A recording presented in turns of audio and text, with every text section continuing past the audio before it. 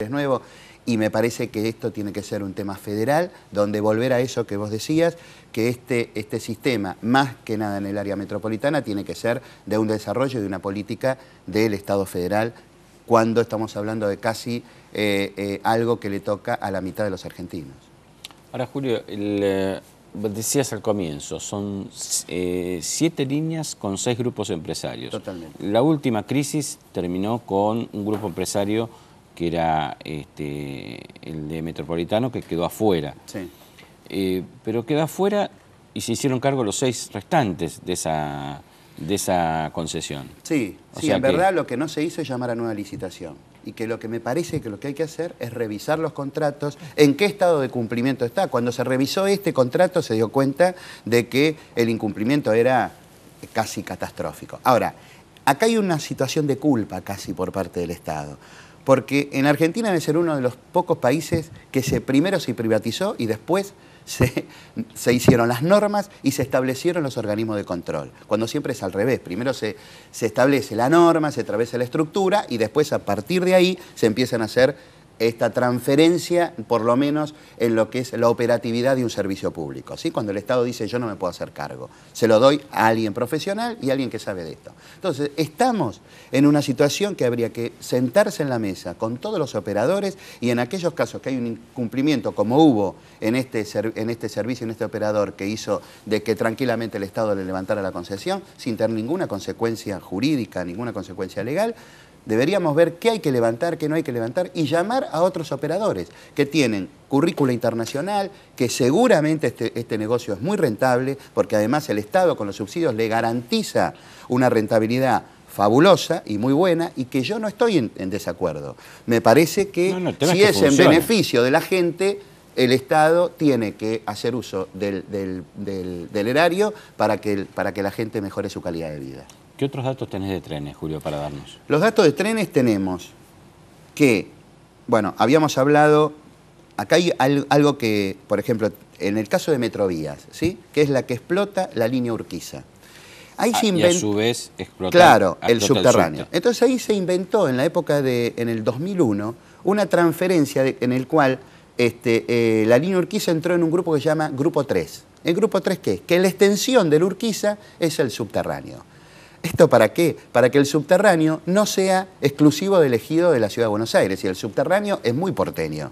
Pero para que pueda recibir subsidios federales, hubo que hacerlo interconectado con el Lacroce, en la estación Urquiza, para que pueda recibir el subsidio el ferrocarril Urquiza, y parte de ese subsidio, que son 69 millones de pesos, de los 80 y pico que recibe el Urquiza, van al subsidio de Metrovía, no Metrovía, va al subterráneo. Esta es la queja que hacen los trabajadores del subterráneo y además la queja que hace desde el ente de la ciudad, siempre le decimos, al gobierno de la Ciudad de Buenos Aires, que se ponga los pantalones largos y que reclame de una vez por todas la competencia y el poder de policía sobre el subterráneo.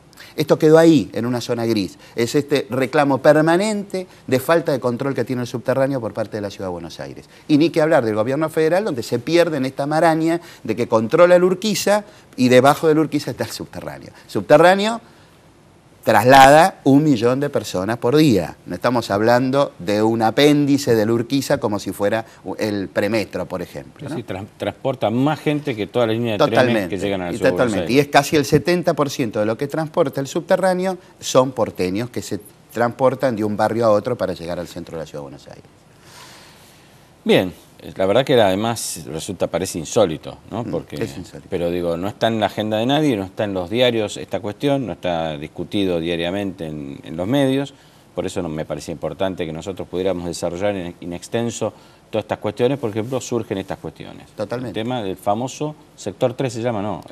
Grupo 3. Grupo 3. Bueno, esto es lo que a veces yo te decía, que el ente de la ciudad tiene acumulado en 3 años casi 700.000 pesos de multa por el tema de seguridad y por el tema de algunas situaciones que Metrovías no cumple con el contrato de concesión, que tiene que ver con la calidad del servicio, y se escuda en un tema jurisdiccional y queda en un juzgado administrativo, o sea, que no sin pagar la multa. Y una multa sin cobrar es inocua, lo cual el poder de policía se diluye y el poder del Estado se diluye, que es lo más grave.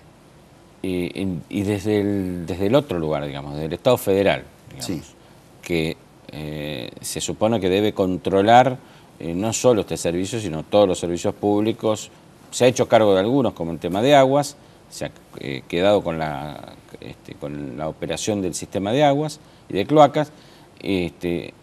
Se presumía que en el caso del tren iba a ser lo mismo, que el Estado iba a volver al Estado. Totalmente. En el caso, de ningún modo, esto se mantuvo con el argumento, según yo tengo entendido, Julio, corregime si no es así, con el argumento de que faltaba muy poco para las elecciones y que este era un tema que debía resolver el nuevo gobierno. Como ahora sabemos, el nuevo gobierno es una continuidad del anterior, con lo cual hay mucho hecho, no va a pasar, como ha sucedido en tantas ocasiones en Argentina, que el que nuevo, escoba nueva barre mejor y el que llega da por tierra con todo lo anterior. Debería haber una continuidad. ¿Cómo lo ves vos? No, yo lo veo que en esto, por algunos indicios y además inversiones que ya empiezan a verse y llamado a licitación en servicios que van a competir con me parece que el tema de los contratos se van a revisar y me parece que lo que se va a revisar es esta transferencia fabulosa de recursos que se está haciendo. ¿A qué te refieres con esos servicios que son competitivos? Y, por ejemplo, con mejoramiento de rutas, con vías de trenes o, por ejemplo, el soterramiento del subterráneo, la extensión del subterráneo hasta llegar a los límites de la Ciudad de Buenos Aires, lo cual ya el Sarmiento va a tener injerencia no hasta 11, por ejemplo, y va a llegar hasta Ciudadela. Todo esto hace de que los contratos se tengan que revisar, porque en los contratos está absolutamente el mapeo de dónde está la explotación.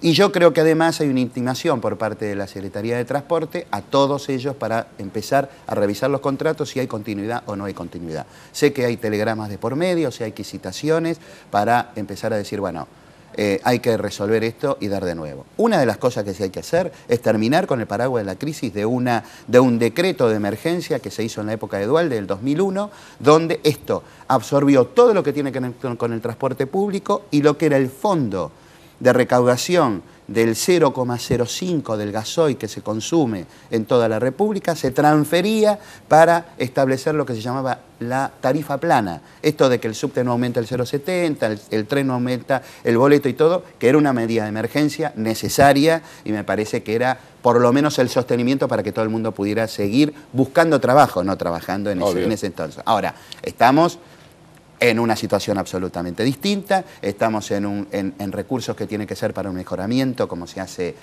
si pudimos levantar la doble indemnización porque bajamos a un dígito el tema del desempleo, me parece que ahora hay que terminar con estos vivos, que del año 90 están haciendo una explotación de un recurso público al servicio de la clase más humilde y que tiene que mejorar sí o sí. Julio Balbi, gracias de nuevo. No, al contrario. Seguimos la semana que viene.